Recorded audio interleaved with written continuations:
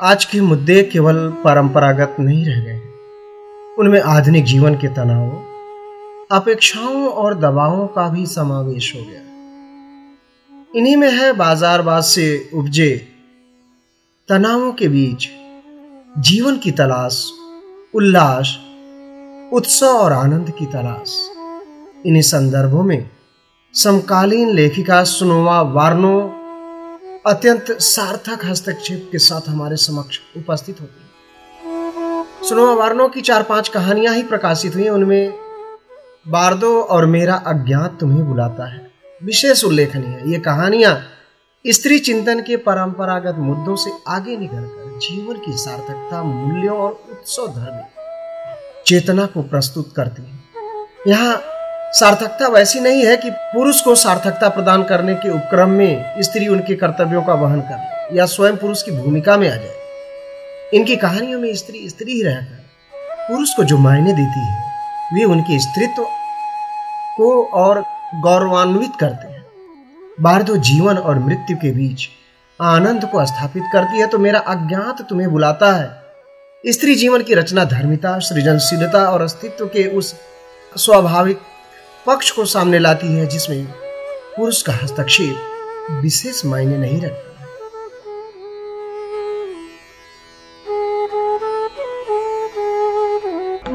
बार्दो, सुनोवा वार्नो की इस कहानी को हम लोग देखते हैं कि इसमें क्या है। यहां प्रेमचंद जैसी क्रांति धर्मिता बेशक न हो, लेकिन जैनेन्द्र जैसी सहज स्वाभाविक मनोस्थिति अवश्य है। यह मनोस्थिति व्यर्थ या रुग्ण न होकर नैसर्गिक रूप में जो मुद्दों, विमर्शों और पुरुष विरोध में खोसी गई थी, यह स्त्री कुछ और न होकर हाड़ मांस, संवेदना और प्रेम पगी स्त्री है। बार्दो कहानी हंस पत्रिका में 2008 में छपी। इस कहानी में मृत्यु पर प्रेम की विजय की ताना बाना से बुनी कहानी है। मानव जीवन में दर्शन का विशेष स्थान है। यह दर्शन आत्मदर्शन है। स्त्री वर्तमान काल की तमाम सामाजिक आर्थिक परिस्थितियों में रहते हुए भी आत्मदान करती हुई नजर आती है। बार्दो की नायिका घुमक्कड़ है। गोवा के खूबसूरत समुद्र तट से लौटते ही उसे मैनेजर ने बताया कि उससे पुलिस इंस्पेक्टर मिलने आई थी और यह कहकर लौट गई कि फिर वह 7 बजे शाम को आएगी। दोनों की रिसेप्शन पर मुलाकात हुई। उसने बताया कि न्यूयॉर्क से हॉलीवुड की एक एक्ट्रेस और वहां बसी भारत की एक्ट्रेस दीप्ति का संदेश है और पूछा कि क्या आपको ऐसा कोई मंत्र आता है जिसमें मरने से पहले, मरने के बाद की बातों का पता चल जाता है। नायिका ने संक्षेप में उत्तर दिया नहीं और कहा कि मेरा संदेश दे दीजिए। पुलिस इंस्पेक्टर संदेश देकर चली गई। संदेश में लिखा था कि मेरा युवा बेटा एक जानलेवा बीमारी के शिकंजे में है। डॉक्टरों का अंतिम फैसला है कि वह 6 महीने से अधिक नहीं जी पाएगा। उसने जीवन और मृत्यु के रहस्यों पर बहुत सी किताबें पढ़ रखी है, पर वह आप जैसी मिस्टिक से मिलकर वह देह मुक्त होना चाहता है। मेरी फ्रेंड दीपू ने बताया कि आप तिब्बती जानती हैं। मैं चाहती हूं कि मेरा बेटा जीवन के रहस्य को समझकर शांतिपूर्वक मृत्यु में प्रवेश करे। मैं और मेरा बेटा आज रात 9 बजे आपसे फोन पर बात करना चाहते हैं। कृपया मदद कीजिए। रात के 9 बजते ही फोन बजा। अभिनेत्री जेनी ने अपने बेटे पॉल से बात कराई। जेनी चूंकि अभिनेत्री है, इसलिए वह अपनी आगामी फिल्म के बारे में बातें करने लगी। मैंने उसे रोका और कहा कि बिना समय गंवाए इस पर त्वरित कार्यवाही होनी चाहिए।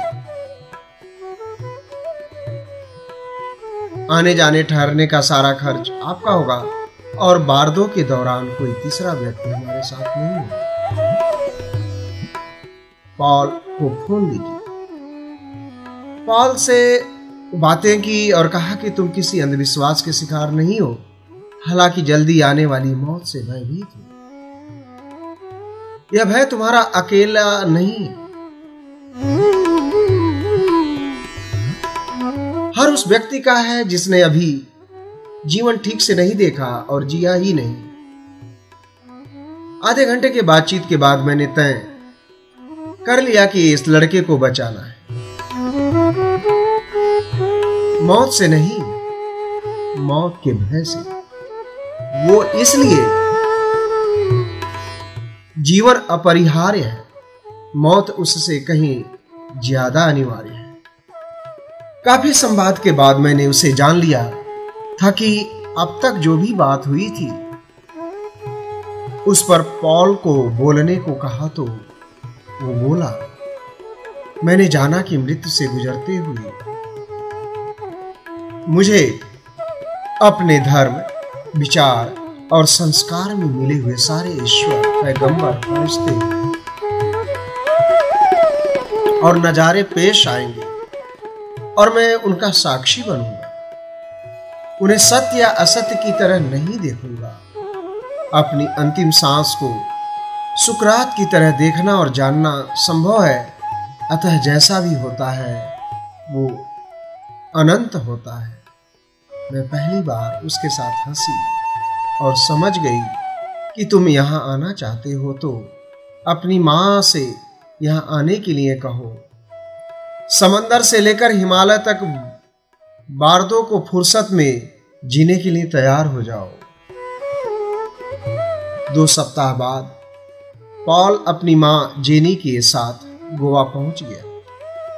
वह मुझसे थोड़ा लंबा, छरारा और मंकिश घने और हल्के भूरे बाल, चलने बोलने में चुस्त, यह सब उसका हुलिया था। कोई भी अपरिचित यह नहीं जान सकता कि यह नौजवान 6 महीने बाद दुनिया में नहीं होगा। पॉल जब मुझे देखा तो चकित हुआ। आप तो मुझसे थोड़ी बड़ी हैं, मैंने सोचा था मॉम के बराबर होंगी।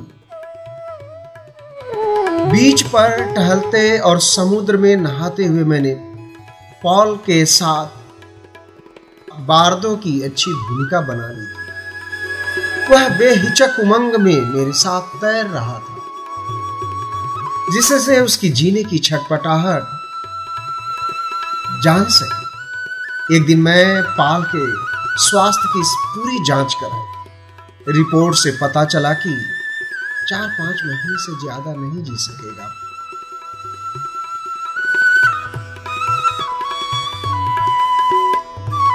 हिमालय की हरियाली देखकर पॉल रोमांचित था। मैंने अपनी काली गाउन ऊपर से नीचे तक पहन ली थी। मैं बारदों के विभिन्न सोपानों के लिए तैयार थी। पॉल ने कहा, द कलर ऑफ डेथ तमसो मां ज्योतिर्गमय, यमराज का हमराज। लेकिन तुम कितनी सुंदर लग रही हो। हम जितना देखते हैं, घर, परिवार, धर्म, संस्कार, शिक्षा, तो सब सच नहीं है। सबका सच अलग अलग होता है। हमारा सच वहां होता है जहां सिर्फ हम होते हैं, अपने होने के साथ, पूर्ण, नग्न, सजग और निश्चिंत। मैंने पॉल से उसके अपने बारे में पूछा तो उसने बताया कि उसकी जिंदगी में एक लड़की थी जिसे मेरी बकाया जिंदगी का पता चला। हम दोनों सहमति से अलग हो गए। मैंने कहा, जुदाई और मिलन कहीं नहीं है, हम अखंड हैं। हवा को अपने अपने लिए बांधा नहीं जा सकता। एक ही सांस लेती है समूची कायनात।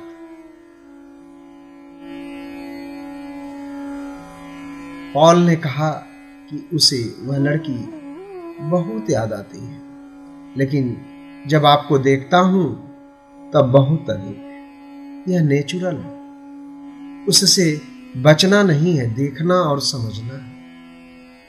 भारतों में यही मूल बात है कि हर चीज पूरा जानो, बचो मत, हंसो मत। यदि हम सजग हैं तो आगे कुछ भी हो उससे हम न दुखी हैं, न सुखी हैं, न आनंदित हैं, न विरक्त, बस वास्तविक यात्रा में है। सहसा पॉल ऐसे सवाल किया कि मुझे रुक जाना पड़ा। उसने कहा कि जितना मैं उस लड़की से प्रेम करता रहा उससे ज्यादा आपसे। मैं यही चाहती थी कि वह सच बताए। पॉल मेरी आंखों में देखने लगा। वह आतंकित था कि कुछ ही महीनों में उसकी खूबसूरत देह नहीं रहेगी। वह रो रहा था। मैंने उसे अपने सीने से लगा लिया। वह सिसकने लगा। मैंने उसके बालों पर हाथ फेरा। वह बिलख उठा और कहा कि मुझे मरने का नहीं, बिछड़ने का गम सता रहा है। उसे कुछ सौंप कर 1 सप्ताह के लिए वह कहीं और चली गई। 8वें दिन मिली तो दोनों शारीरिक रूप से सूख रहे थे। वार्दों में दोनों पक्षों में यही होता है। गांव में एक युवक की मौत में दोनों शामिल हुए।